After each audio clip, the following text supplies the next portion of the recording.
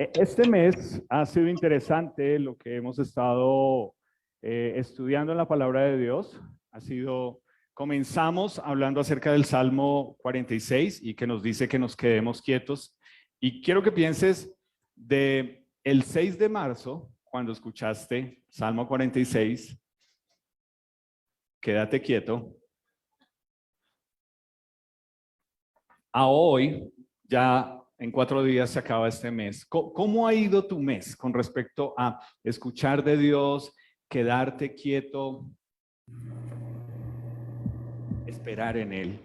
Entonces, cuando lo vemos de esa forma, nos damos cuenta que lo segundo que estuvimos mirando es que el amor, como Dios nos lo muestra en su palabra, tiene dos remos, es como un bote que tiene dos remos, ¿cierto? Dijimos, un remo es la gracia de Dios, pero el otro remo es la verdad de la palabra de Dios. Entonces, cuando unimos todo esto, nos damos cuenta que creerle a Dios, creer en Dios, obedecerle a Él, pues va a tener momentos muy chéveres, pero también van a haber otros no tan chéveres. Van a haber momentos donde de pronto uno se bajonea, donde uno de pronto dice, hoy no quiero ir, o hoy no quiero leer, o hoy no quiero orar, cosas así. Entonces creo que va a ser muy chévere la historia que vamos a estar estudiando hoy, porque creo que comienza, o con lo primero que quiero mencionar esta mañana, es el hecho de lo que nosotros, mira esta imagen, cuando tú piensas en las circunstancias alrededor tuyo en tu vida, cuando tú piensas en las cosas que suceden, en cómo hay situaciones que son desagradables, cómo hay situaciones que están sucediendo en este mundo que nos ponen a mirar allá. Y algo que dijimos el mes pasado es que cuando nosotros ponemos nuestra mirada en las cosas de este mundo, nos vamos a distraer. ¿Ok? Distraer. Entonces, si tú eres nuestro invitado, piensa en esa palabra, distraerse. ¿Cómo así que las cosas del mundo lo distraen a uno? Y por lo menos, en mi caso, si yo me permito pensar en algunas situaciones que me llaman la atención, y yo no sé si de pronto a ti te llama lo mismo la atención. Es evidente todos los días esto de la guerra en Ucrania, con Rusia, todo el cuento. Es evidente que estamos en un mes previo a las elecciones, a la primera vuelta del presidente. Y pues esta semana pasada hicimos mercado con Libby y una vez más comprobamos que todo está caro. ¿Sí les ha pasado? Entonces, estas son las cosas que cuando yo me pongo a mirar todo lo que está sucediendo a mi alrededor, me distraen. Me distrae porque se trata del dinero, me distrae porque se trata de ver dolor, me distrae porque se trata de cuál va a ser el futuro de nuestro país, cuál va a ser el futuro de lo que viene en los próximos años. Entonces, yo creo que a la luz de lo que hemos estado mirando este mes, y con base en esto, de que cuando miramos al mundo y a lo que está pasando, nos distraemos, yo creo que aquí hay una pregunta que es muy importante que nosotros debemos hacernos cada día cuando dudamos de cosas, y es, ¿será que sigue siendo Dios confiable? O sea, ¿por qué tú puedes decir que puedes confiar en Dios? ¿Por qué yo puedo tener la seguridad de que puedo confiar en Dios? ¿Por qué Dios es confiable? Y cuando nosotros pensamos en esto de que Dios es confiable, pues inevitablemente tenemos que pensar, ¿por qué debemos confiar en Dios cuando Dios no responde como uno quiere? ¿A ti te ha pasado? Tú le pides algo a Dios pensando que es el genio de la botella y Dios no te lo concede y te da piedra con Dios. Es eso de lo que se trata. ¿Cómo podemos seguir confiando en Dios cuando las cosas que le pedimos, que Él sabe que las necesitamos, no nos la da aparentemente? Entonces, quiero que pensemos en un profeta del Antiguo Testamento que se llama Elías. No sé si has escuchado de él. Pero el profeta Elías pasó por una de muchas situaciones y a Elías le pasó el dicho que dice, ¿se han escuchado que mata al tigre y se asusta con qué?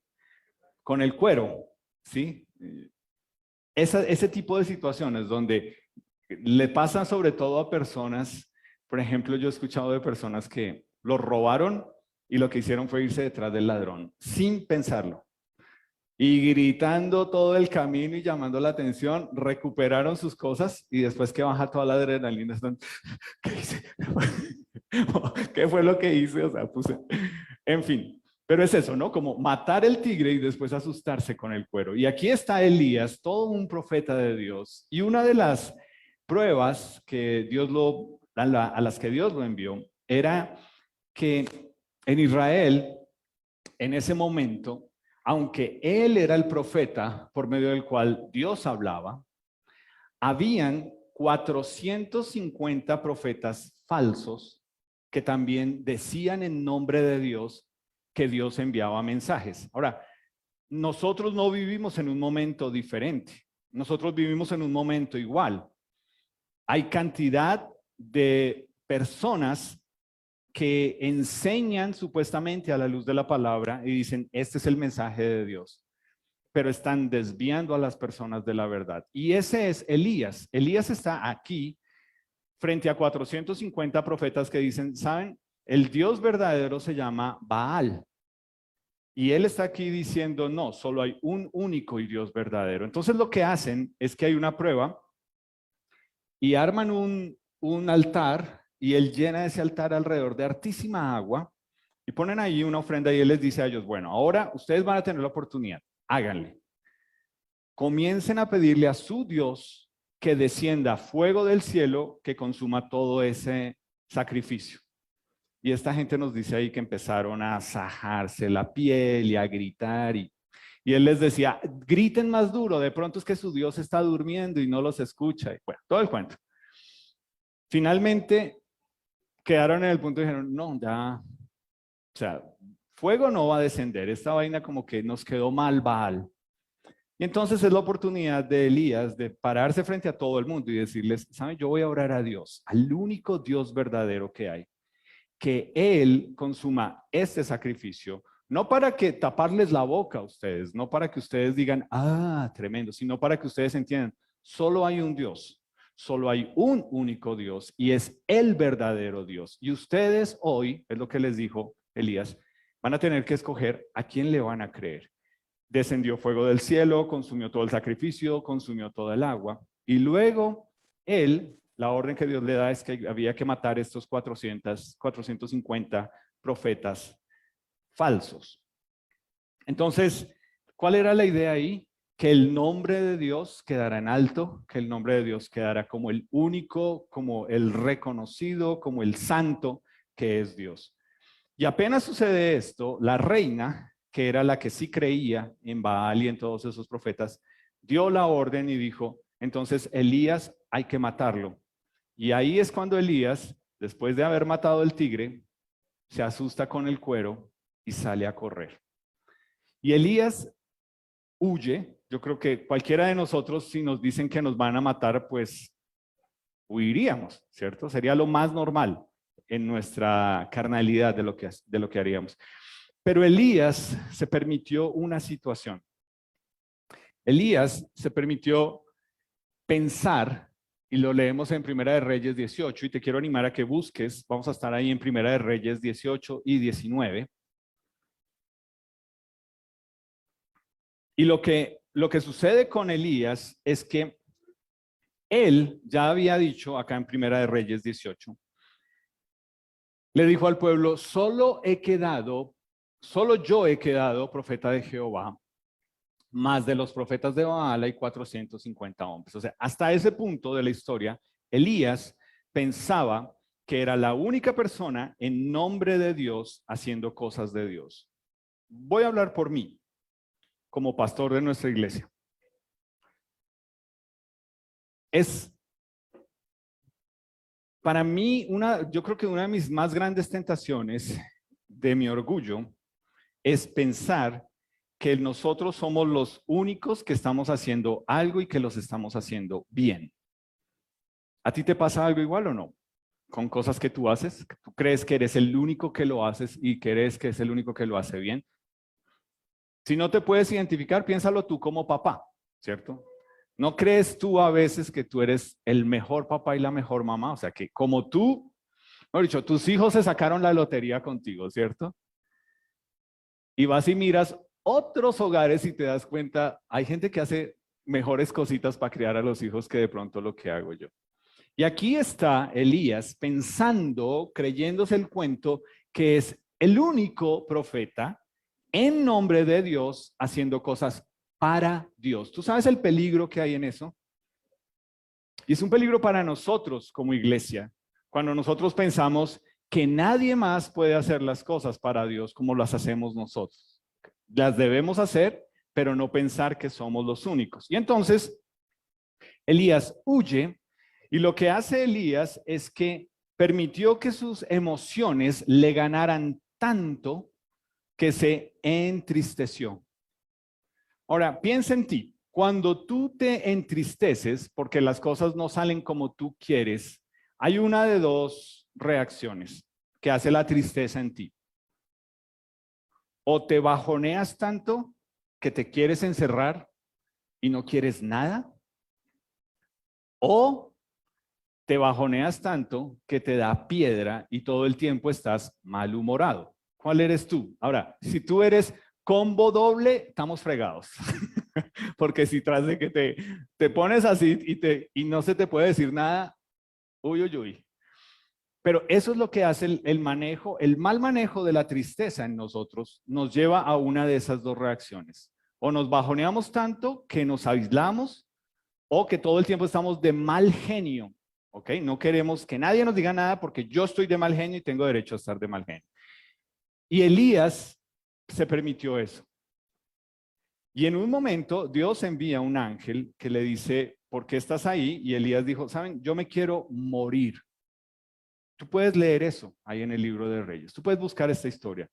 Y tú piensas, ¿un profeta de Dios dijo que se quería morir porque se bajoneó tanto? Sí, porque permitió que su emoción negativa lo jalara, le ganara. Entonces lo que hace Dios es que le da comida, lo manda a caminar 40 días y 40 noches, y después de que él ha caminado, él se refugia en una cueva y mira otra vez, después de que ha pasado esto, en Primera de Reyes 19, en el versículo 10 nos dice, en el versículo 9 dice, se metió en una cueva donde pasó la noche y vino a él palabra de Jehová, la cual le dijo, ¿qué haces aquí, Elías?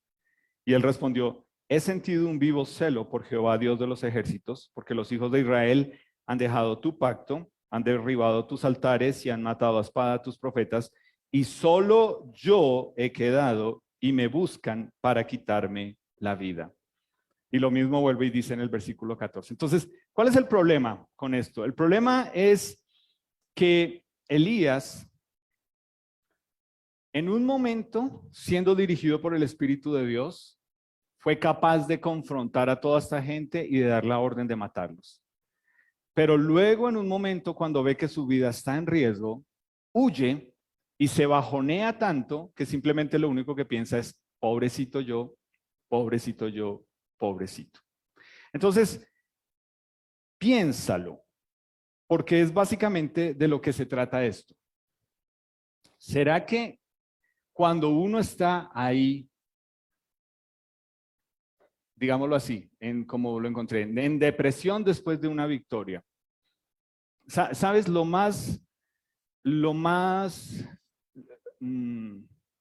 que puedes esperar después de haber ido el fin de semana pasado a un retiro de hombres, es ser tentado en querer volver a lo que dijiste allá que no querías volver cuando llegaste. Esa es la tentación para todos nosotros. Porque lo fácil es seguir haciendo las cosas en nuestra carnalidad. Lo difícil es llegar y a ver cuánto nos va a aguantar el efecto de un retiro en la vida de nosotros. Entonces, mujeres, no nos den tanto palo si ustedes dicen, eso fue lo que le enseñaron allá, porque en agosto ustedes van a tener su oportunidad, entonces vamos a ver cuánto les va a durar en agosto. Pero lo que sí sucede es eso.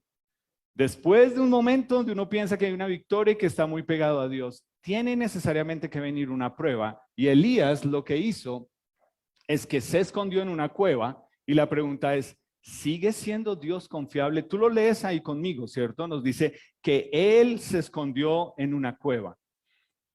Ahora, piénsalo en ti. ¿Cuál es esa cueva, digámoslo así figuradamente, donde tú te escondes cuando las cosas no salen como tú quieres? Piénsalo. Buena pregunta para el grupo pequeño el sábado, ¿cierto?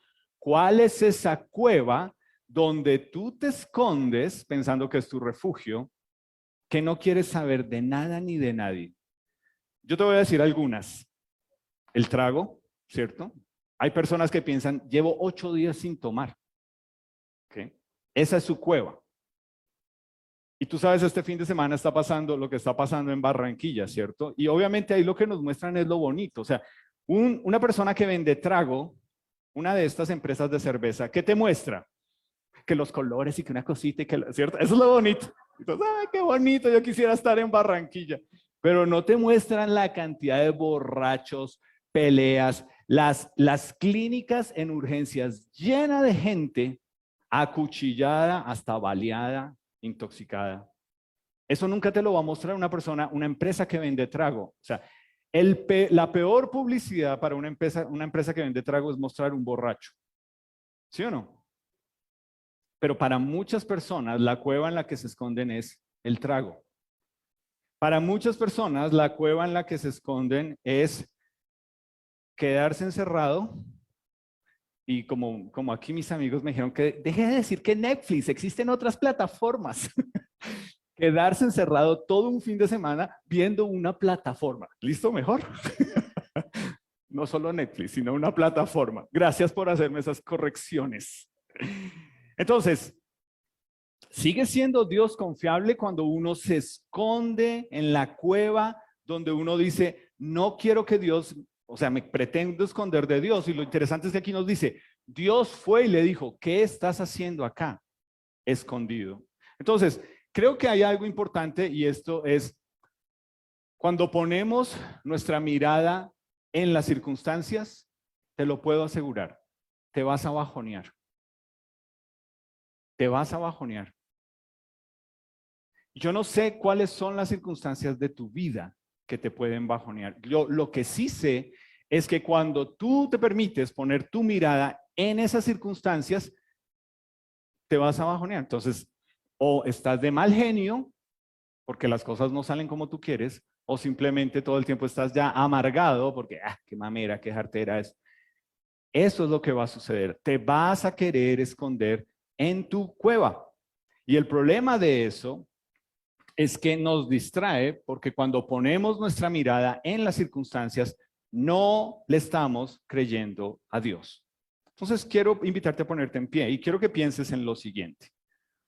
Vamos a cantar. Pero quiero que pienses, cuando pones tu mirada en las circunstancias, y esa no es la respuesta, Dios no va a estar ahí.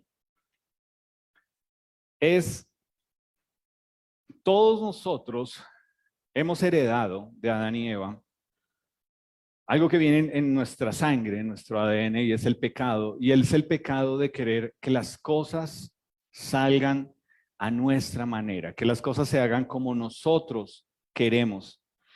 Y nos acostumbramos a que a veces las cosas salen y después decimos, ay Dios, gracias por ser tan lindo. Pero el que hizo todo fuiste tú. Pero al final le dices a Dios que fue Él. Y creo que es entender que lo que Dios nos quiere mostrar muchas veces es que cuando ponemos nuestra mirada en las circunstancias, debemos es ir a decir, ¿sabes?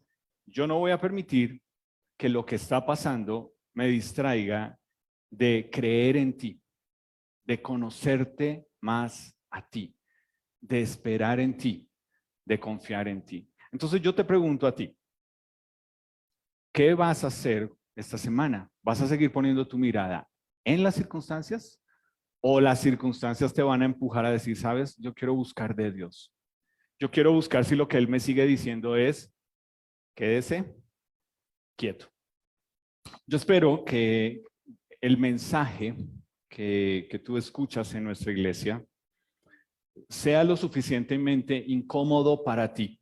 Esa es mi tarea, incomodarte, incomodarme, incomodarnos, porque lo que muchas veces nos sucede es que el mensaje que nosotros escuchamos, podemos llegar al cinismo de decir, muy bonito el domingo, muy chévere, pero ¿y el lunes en la mañana qué? ¿No? ¿Qué hago el lunes en la mañana? ¿Es real lo que escuché? Entonces, quiero que pienses en algunas situaciones que son la realidad de nuestra vida y que a veces tú respondes o yo desde el cinismo. Entonces, por ejemplo, pero ¿y qué? Muy bonito el domingo, pero nuestro país está dividido. Bueno, pues la palabra de Dios en Filipenses nos dice, no te afanes, ora y agradece. Si tú has nacido de nuevo en Jesús, eso es lo que tú debes hacer. Tú no tienes el control. Es decir, cayendo en polarizar, tú no vas a solucionar nada. Lo que Dios te llama a ti a hacer es orar y agradecer.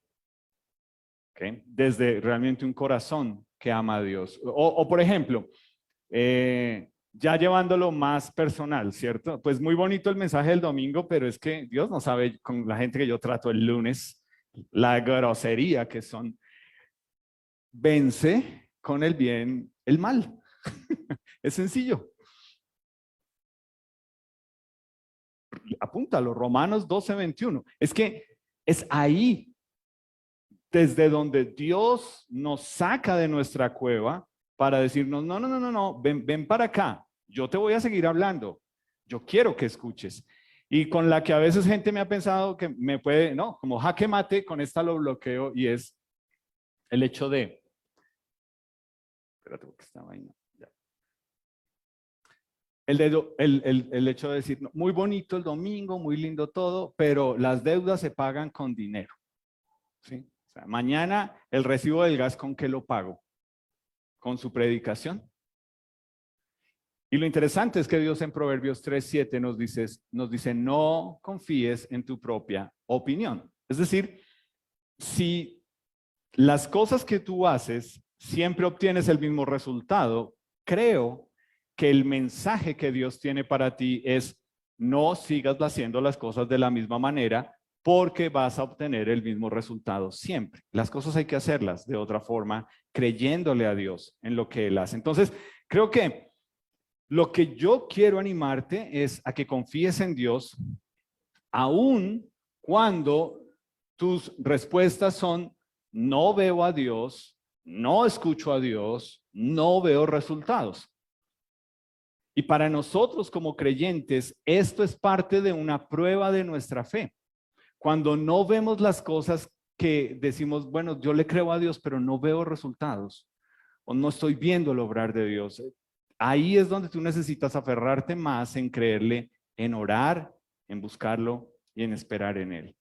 Porque si hay un mensaje, que las cosas no se estén dando como tú quieres, sí es un mensaje de parte de Dios. No el que tú quieres, pero Dios te está hablando. ¿Ok? Ese es un mensaje de parte de Dios. Entonces, quiero que vayas conmigo ahí en Primera de Reyes 19. Vamos a leer del 9 al 14.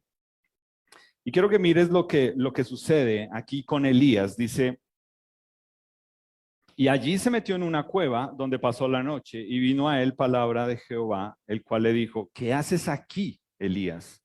Y él respondió, he sentido un vivo celo por Jehová, Dios de los ejércitos, porque los hijos de Israel han dejado tu pacto, han derribado tus altares y han matado a espada a tus profetas, y solo yo he quedado y me buscan para quitarme la vida. Y Dios le dijo, sal fuera y ponte en el monte delante de Jehová. Y he aquí Jehová que pasaba, y un grande y poderoso viento que rompía los montes y quebraba las peñas delante de Jehová, pero Jehová no estaba en el viento. Y tras el viento un terremoto, pero Jehová no estaba en el terremoto. Y tras el terremoto un fuego, pero Jehová no estaba en el fuego. Y tras el fuego un silbo apacible y delicado. Y cuando lo oyó Elías, cubrió su rostro con su manto y salió y se puso a la puerta de la cueva. Y aquí vino a él una voz diciendo, ¿qué haces aquí, Elías? Me encanta. Creo que al igual que el profeta, nosotros damos por sentado que ya sabemos cómo obra Dios. ¿A ti no te pasa eso? Ah, sí, Dios hizo de tal cosa. O Dios tiene que hacer tal cosa. Y aquí Elías está esperando, bueno, detrás de esa tormenta está Dios. No, ahí no estaba Dios. Detrás de. Y lo interesante de esto es que con lo que Dios sorprende a Elías es con que le dice, sal de esa cueva, deja de esconderte allá. Ese es el mensaje de Dios. Tú pensaste que estar quieto es arrinconarte y esconderte. Sal de esa cueva. Es decir, el mensaje que Dios tenía para Elías es, aunque puedo obrar con obras maravillosas, también obro con el viento apacible de mi espíritu, porque no lo ves, pero ves su efecto. Si es lo que nos dice ahí, ¿cierto? Es un silbido apacible, y así es el viento. Tú no puedes ver el viento, pero tú ves el efecto del viento sobre las hojas de los árboles, ¿cierto? Nosotros vemos el efecto del viento, y así es el obrar del Espíritu Santo. Entonces, creo que lo que Dios le estaba diciendo aquí a Elías es el hecho de que tú crees que las cosas se deben hacer a tu manera y que tú crees el cuento que tú eres el único profeta que queda en pie. Y esa mentira te ha llevado a pensar que entonces tú tienes el derecho de creerte Dios, de cierta forma. Pero mira lo que Dios le dice en el versículo 15. Mira esto.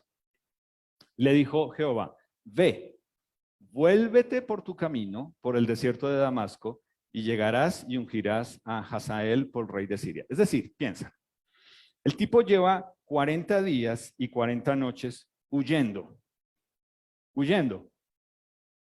Y ahora Dios no solamente le dice, sal de la cueva, sino que le dice, devuélvase. Si tú fueras Elías, ¿tú qué pensarías del mensaje de Dios? Yo creo que estás equivocado. O sea, si yo me vuelvo para allá, allá me van a pelar, allá me van a matar. Entonces, no creo que entiendes de lo que se trata. ¿Ves cómo nosotros pensamos que Dios, o más bien, que nosotros sabemos más que Dios? Pero Dios lo que le está diciendo aquí a él es, quiero que te devuelvas.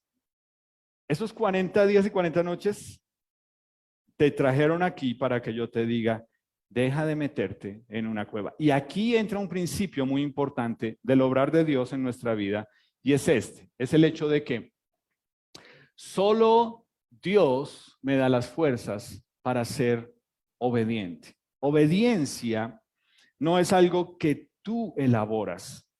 Obediencia no se trata de ti. Tú crees que se trata de ti, ser obediente a Dios. Pero si Él no te da la fuerza, si tú no te estás refugiando en su verdad, en su palabra, para conocerlo y para entenderlo, tú no vas a ser obediente, aún cuando no entiendas el obrar de Dios, porque precisamente es eso. A veces Dios te va a enviar a hacer cosas que tú dices, pero ¿hacer eso en verdad? Y por favor entiéndelo, Dios nunca te va a enviar a hacer algo que está en contra de su palabra. Bueno, esto me toca aclararlo porque alguna vez, hace un tiempo atrás, yo no sé en qué estaba pensando ese señor, pero le dijo a la esposa, ¿sí ve? El pastor dijo que yo haga lo que Dios me dijo y Dios me dijo que yo, y es en serio, el tipo tenía otra persona y el tipo dice, el mensaje de Dios fue hoy que me debo ir con esa persona. ¿Entiendes cómo uno puede ser tan re mal de la cabeza en pensar que lo que Dios dice en su palabra va a ir en contra de lo que yo debo obedecer? Eso nunca va a pasar. Entonces, por favor, no lo malinterpretes. Cuando estamos hablando de que aun cuando yo no entiendo el obrar de Dios, es porque me va a incomodar, es porque me va a fastidiar es porque yo voy a decir, pero yo no quiero ir, pero yo no lo quiero hacer, pero yo no quiero estar allá, pero yo no quiero ir a esa reunión, pero yo no quiero conocer a esas personas, o yo no quiero. Y Dios te está diciendo, quiero que vayas, quiero que vayas. Entonces, cuando vemos el obrar de Dios, nos damos cuenta que no es solamente decirle, sal de la cueva, pero también le está diciendo, quiero que seas obediente. Y mira luego lo que le dice en el versículo 18. Mira esto es interesante. Y Dios le dice, y yo haré que queden en Israel 7,000 cuyas rodillas no se doblaron ante Baal y cuyas bocas no lo besaron. Es decir, ¿en qué áreas y en qué situaciones tú crees que eres el único al que le pasan esas situaciones? ¿Tú crees que eres el único? Y ese es parte del problema nuestro. Parte del problema es que pensamos que nadie más le pasa igual, nadie más lo vive igual, nadie más. La gran diferencia cuando tú vas y te sientas en un grupo pequeño y empiezas a escuchar a otras personas que han luchado con situaciones y a decir, nunca me imaginaría que esta persona pasó por esto o que está pasando por esto. ¿Ves? Eso es un regalo que nos da Dios. Cuando nos damos cuenta que no somos los únicos en algunas situaciones que estamos pasando y que hay otras personas ahí que están igual. Y aquí Dios le está diciendo a Elías, Elías, tengo 7,000 personas, hombres, que no se han postrado ante Baal. ¿Por qué tú te crees el único? ¿Ves lo que hace las emociones mal manejadas en nuestra vida? Y tú lo puedes poner, es que me tienen bronca. ¿En serio? ¿Es que te tienen bronca? ¿O tú percibes eso porque tú eres demasiado susceptible frente a reacciones y crees eso? Esas son las cosas que tú tienes que evaluar. Porque tú te dejas convencer de tus mentiras y realmente Dios te está diciendo, no, no, no, no, no. Eso no es como tú piensas, ¿no? Pero creo que es esto lo que Dios lo lleva a entender a Elías y es lo que Dios le está mostrando es el resultado de lo que pase. Solo le pertenece a Dios. El resultado de tu obediencia no depende de ti, por más que es tu obediencia. El resultado depende de Dios. ¿Ves? Es de Él, porque Dios una vez más le está diciendo aquí a Elías y una vez más nos está diciendo a nosotros esto que yo pienso, pero otra vez decir lo mismo, pero es que yo creo que tú luchas con eso todos los días. Tú no tienes el control. ¿O sí? Si lo tuvieras, no estarías de mal genio, desesperado, tratando a todo el mundo mal. No lo tienes. Entonces, si no tienes el control, tienes que entender que el que sí tiene el control y el resultado solo le pertenece a Dios. Es resultado final de Él. Tú haz la parte tuya que es obedecerle a Él, creer en Él, esperar en Él. Pero el resultado final es de Él, porque Él es Dios. Él sabe lo que está haciendo contigo en donde estás. Pero cuando tú crees que tú tienes que mover las cosas para al final decir, ay, tan lindo que es Dios, Dios te va a decir, no, yo no estaba ahí en eso. Tú manipulaste y moviste todo pensando que era yo y es tu resultado, yo no estoy en eso. Y tú puedes poner esto en muchas situaciones bien trascendentales de nuestra vida. Y creo que una de esas más importantes es los hijos, ¿cierto? Y uno piensa, nosotros nos hemos sentado con cualquier cantidad de gente que, no, pues es que si mis hijos están creciendo en un hogar cristiano, pues obvio que ellos tienen que, cuando sean adolescentes y cuando ya enfrentar cosas, les va a ir bien en la vida. ¿Por qué?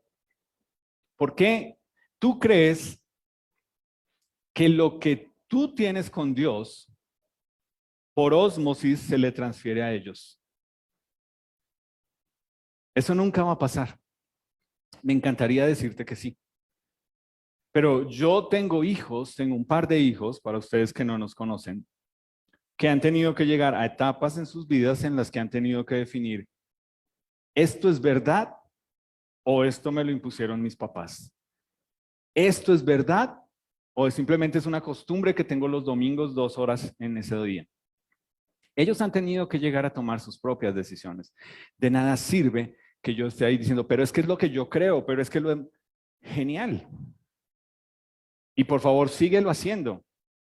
Pero nuestros hijos tienen que ir tomando esas decisiones y obvio que esas decisiones van a estar influenciadas por lo que ven o no ven en nosotros con respecto a lo que le creemos a Dios. ¿Ves? Entonces, ¿a quién le pertenece el resultado? A Dios.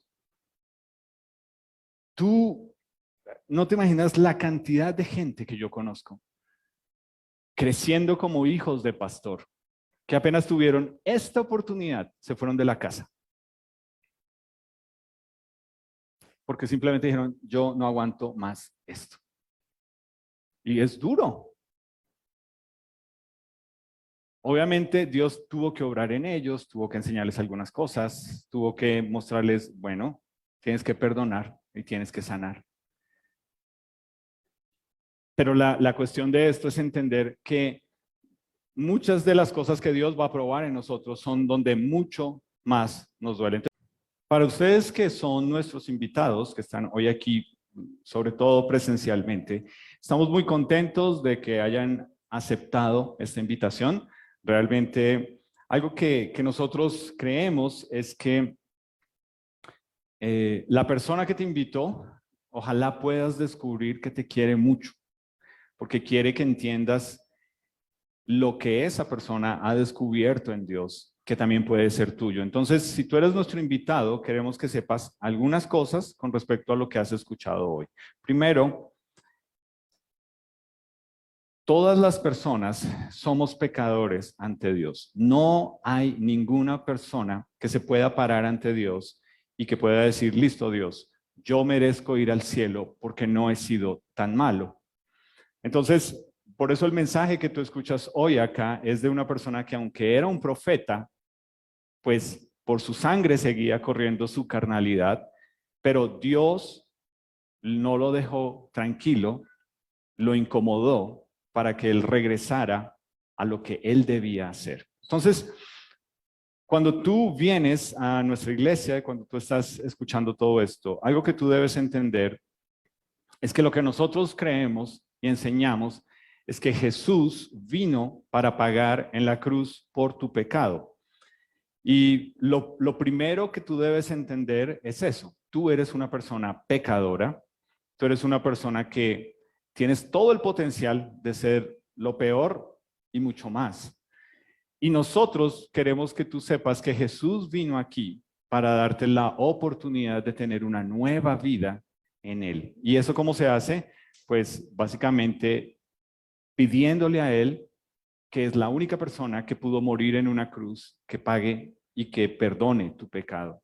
Y es entender que lo que la palabra de Dios nos dice que eso es nacer de nuevo y es nacer a una nueva vida, tener una nueva oportunidad, poder descubrir que se puede vivir de una forma diferente, se puede tener una relación de pareja de una forma diferente, se puede criar hijos en medio de un mundo catastrófico de una forma diferente. Y no solamente para uno conformarse con la moralidad de ser buena gente, sino para entender que un día, si tú estás acá y eres nuestro invitado, el día que mueras, tal vez, hipotéticamente, Dios te pregunte, ¿por qué te debo dejar entrar al cielo?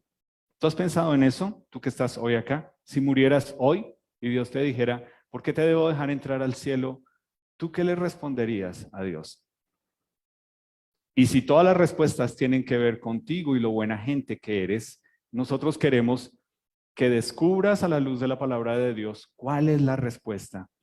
Porque al contrario de todos nosotros que estamos aquí, que creemos en este regalo que Jesús nos ha dado, si tú le preguntas a la persona que te invitó, bueno, y si tú mueres, tú vas al cielo, ¿por qué? Te aseguro que esa va a ser la respuesta que tú debes considerar. Entonces, si eres nuestro invitado, nos encanta que estés aquí, pero en esta parte que vamos a celebrar la cena, Queremos animarte a que lo puedas ver desde afuera y puedas entender y decir, ok, esto es algo que nosotros queremos animarte porque nosotros podríamos hacerlo de una forma excluyente y solamente decir, vengan las personas que han nacido de nuevo, que se han bautizado a esta reunión. Pero que tú estés acá en medio nuestro y que nosotros celebremos la cena, es Dios diciéndote a ti, ¿sabes? Yo te estoy invitando a que un día tú también te puedas sentar conmigo en la mesa y podamos disfrutar juntos de esta cena. Entonces, más que hacerlo excluyente, queremos que tú te des cuenta de qué se trata. Entonces, ¿de qué se trata? Quiero que por favor busquen 1 Corintios 11, 23.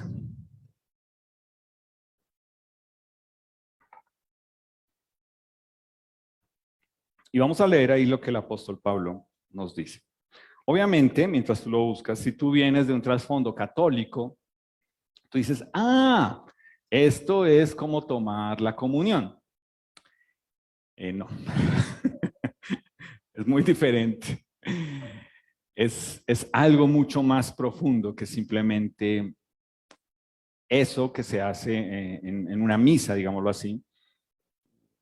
Y pues vamos a leerlo a ver qué nos dice aquí. Nos dice 1 Corintios 11, 23. Porque yo recibí del Señor lo que también les he enseñado, que el Señor Jesús, la noche que fue entregado, tomó pan y habiendo dado gracias, lo partió y dijo, tomad, comed, esto es mi cuerpo, que por ustedes es partido, hagan esto en memoria de mí. Y asimismo tomó también la copa después de haber cenado, diciendo, esta copa es el nuevo pacto en mi sangre, hagan esto todas las veces que la bebieren en memoria de mí. Entonces aquí entra algo importante para que tú entiendas y es, cuando uno hace algo en memoria de una persona, es porque pasó un evento en el cual uno fue parte de ese evento y cuando lo recuerda, uno entiende, uno dice, ah, ok, ese evento me marcó. Y aquí lo que Jesús está diciendo es que Él haya muerto en la cruz físicamente, nos dice, literalmente es entender que su cuerpo está representado, o el pan que nosotros vamos a comer es la representación de ese cuerpo que Él entregó, que fue crucificado en la cruz. Pero también su sangre, y por eso tomamos jugo de uva. No vino, jugo. Y porque lo que con eso representa y lo que nos dice aquí es que es un pacto que se ha hecho con Él. Entonces, ¿de qué se trata todo esto? De entender que cuando Jesús murió en la cruz, lo hizo pensando en cada uno de nosotros y lo hizo pensando en que solamente Él puede ser el único camino, la única verdad y la vida para llegar al Padre. Y hay algo importante ahí que dice este versículo. Nadie viene al Padre sino por mí. Es decir, para poder ir al cielo, la primera condición es ser pecador y la segunda condición es ir a través de Jesús. No sirve la religión, no sirve la filosofía o creerse bueno o una cantidad de cosas, simplemente eso es basura. Y Jesús está diciendo aquí, cuando tú has nacido de nuevo en mí, tú entiendes que tomar esta cena es en memoria, en recuerdo de lo que yo ya hice por ti. Y entonces nos dice el versículo 26, así pues, todas las veces que coman este pan y beban esta copa, la muerte del Señor anuncian hasta que Él venga. Entonces, tú que eres nuestro invitado, te estamos dando un mensaje. El mensaje es, Jesús va a regresar a este mundo por su iglesia. Y los que se queden van a tener que vivir las consecuencias de, por ejemplo, haber estado en un servicio como este y escuchar que Jesús es la salvación, es el único camino. Y salir de aquí pensando, pobrecitos. Pero si eso pasara y tú te quedaras, ahí sí creerías. ¿Sabes? Por más que tú dices creer en Dios, no hay diferencia en ti si sales de aquí sin buscar a Jesús con un ateo. En el infierno no hay ateos. Piénsalo. En el infierno no hay ateos. Entonces, más que pienses que, me están amenazando, O sea, es a las malas. No, este es un mensaje que Jesús dice, ¿saben? El mensaje se trata de que para que mi pecado pueda ser perdonado, alguien tuvo que morir en mi lugar. Y eso, pensar en lo que hizo Jesús en mi lugar, me ayuda a mí a entender que lo que estamos haciendo nosotros hoy es una celebración. Estamos exaltando el nombre de Jesús, celebrando lo que Él hizo, diciéndole, si tú no lo hubieras hecho, nadie lo hubiera podido hacer. Si tú no hubieses muerto en mi lugar, nadie ni yo mismo hubiese podido morir por mi pecado. Tú eres el único digno de ser exaltado, de ser alabado, de ser reconocido. Tú eres el único digno de que mi vida sea rendida para ti porque tú moriste en mi lugar. Entonces, iglesia, tomar la cena hoy es entender esto, es entender que cuando venimos acá y somos confrontados con nuestro pecado, el mensaje de hoy es claro. Álvaro, ¿qué haces en esa cueva? Sal de ahí. Y eso es lo que tú tienes que pensar. Dios te está diciendo hoy, ¿por qué te encierras? Ven,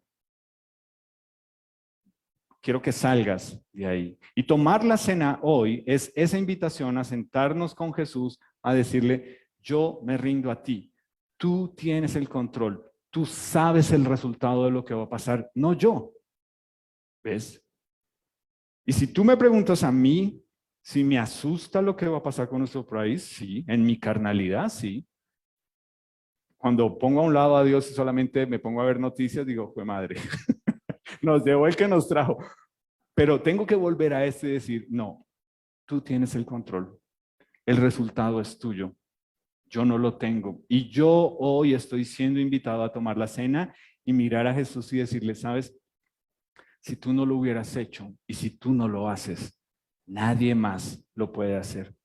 ¿Ves? Por eso te alabo, por eso te exalto. Entonces, él acá nos dice en el versículo 27, de manera que cualquiera que comiere este pan o bebiere esta copa del Señor indignamente será culpado del cuerpo y de la sangre del Señor. Por tanto, pruébese cada uno a sí mismo y coma así del pan y beba de la copa, porque el que come y bebe indignamente, sin discernir el cuerpo del Señor, juicio come y bebe para sí. Es decir, aquí lo que nos dice es, antes de tomar la cena, cada uno de nosotros tiene que pensar, yo soy digno de tomar la cena, yo merezco de verdad sentarme con Jesús a la mesa y tomar la cena. Y la verdad es que ninguno de nosotros lo merece, ninguno. Pero ahí es donde Satanás nos dice, no lo haga, no tome la cena, quédese sentado porque acuerde que esta semana usted hizo esto, usted contestó así, se le salió una grosería y mire, dice que cristiano y todas esas cosas que uno queda. Y entonces, ¿para qué celebramos la cena? O sea, si vamos a celebrar la cena para que todos nos quedemos ahí autoculpándonos y sintiéndonos mal por eso, pues no hagamos nada, porque ninguno de nosotros merece estar acá. Piénsalo, yo por eso me vengo callado manejando. ¿Cuántos de ustedes vinieron para acá peleando con la esposa o con el esposo o con los hijos? Pero más de que simplemente yo me analice y diga no soy digno o no lo merezco, es recordar la palabra que dijimos hace 15 días, es gracia. Gracia es que la verdad ha sido expuesta y la verdad nos dice, pruébate. Sí, eres un pecador, no lo mereces.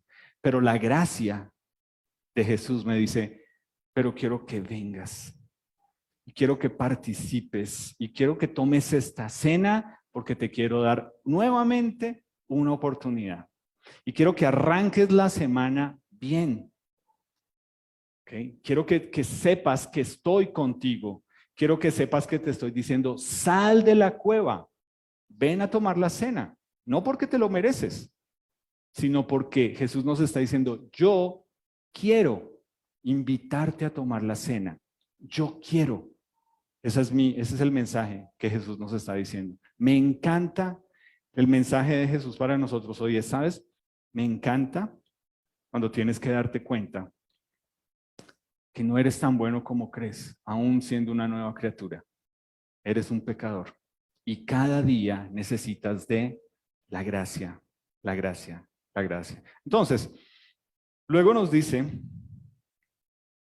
porque el que come, versículo 29, y bebe indignamente sin discernir el cuerpo del Señor, juicio come y bebe para sí. Por lo cual hay muchos enfermos y debilitados entre ustedes y muchos duermen. Si pues nos examinásemos a nosotros mismos, no seríamos juzgados, mas siendo juzgados, somos castigados por el Señor para que no seamos condenados con el mundo. Es decir, lo que Jesús nos está diciendo es claro, es el hecho de que nosotros debemos autoexaminarnos a la luz de quién es Él. ¿Ok? No te autoexamines pensando, no sé, en tu esposa o en tu esposo eso no es, ellos no son la medida. La medida se llama Jesús. Él es frente a quien nosotros debemos examinarnos. Y lo único que Él nos está diciendo es hoy, sí, pues hacer este ejercicio te recuerda algo muy importante, ¿cierto? Has nacido de nuevo, eres una nueva criatura. Te has identificado con el bautismo diciendo, mi vida vieja quedó sepultada y yo soy una nueva criatura. He resucitado en Jesús. Y lo que nos dice es, y a partir de ese momento yo ando en una vida nueva. ¿Ok? Y todos los días es la oportunidad de vivir una vida nueva. ¿Ves? Las cosas viejas pasaron. He aquí, todas son hechas nuevas. Eso se llama gracia. Y por eso es gracia, porque no nos la merecemos. Entonces yo quiero que tomes un momento ahí, que ores, que hables con Dios, que digas, ok, y que de luego, pues, si vas a tomar la cena, ya te doy la siguiente indicación. Pero quiero que por favor tomes un momento para que hables ahí con Dios.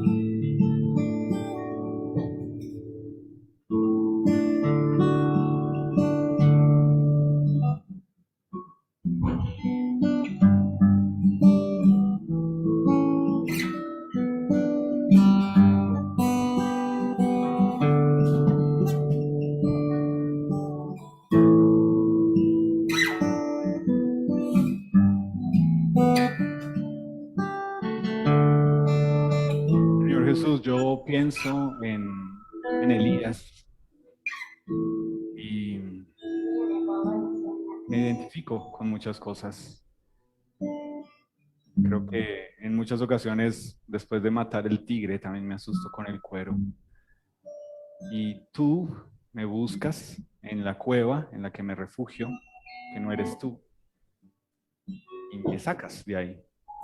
Me recuerdas que estás en el silbido apacible de tu espíritu, que me da la gracia para seguir adelante. Y Señor, yo sé que cada uno de nosotros que está aquí tiene diferentes luchas, cada uno de nosotros sabe cuál es esa cueva en la que se esconde y pretendemos escondernos de ti y no podemos. Tú nos ves, tú eres luz y nos dices que alrededor de ti solo hay luz también. Y pues Señor, la invitación que nos das hoy de tomar la cena nos deja sin piso ante ti, nos pone a entender que no es por nosotros, no hay nada bueno en nosotros, y que realmente el resultado de lo que nosotros muchas veces queremos, si no lo vemos en tus manos, nunca será resultado nuestro, Señor. Y te ruego que hoy nos animes como iglesia a tomar esta cena desde la perspectiva de un corazón contrito, humillado, de un corazón que quiere estar bien contigo, de un corazón que siente que se le extiende la gracia de venir a participar y que entiende nuestro corazón porque tú estás obrando, Señor, que esa es la gracia que nos sostiene cada día, en el trabajo, en el estudio, en nuestro hogar. Es tu gracia la que nos sostiene, Señor. Y te doy gracias por tu verdad, porque es a través de esa verdad que podemos conocer la gracia, Señor. En tu nombre, amén.